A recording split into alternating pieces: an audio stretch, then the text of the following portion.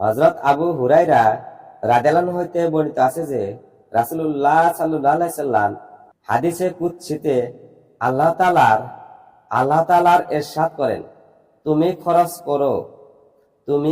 করো, আমি তোমাকে দিব।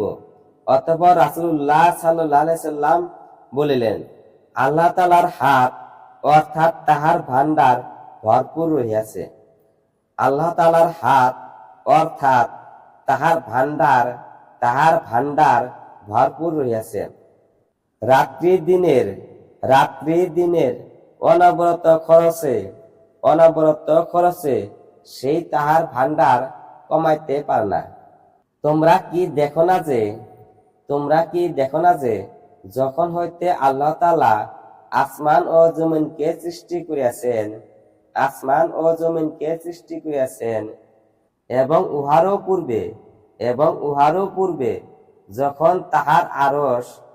যখন আল্লাহর আরশ পানির উপর ছিল, তখন কত খরচ করিয়াছেন। এতদ সত্ত্বেও তাহার ভান্ডারে কোনো কম হয় নাই। তকদীরের ভালো মন্দের ফয়সালার দাঁড়িপাল্লা আল্লাহর হাতেই রহিয়াছে।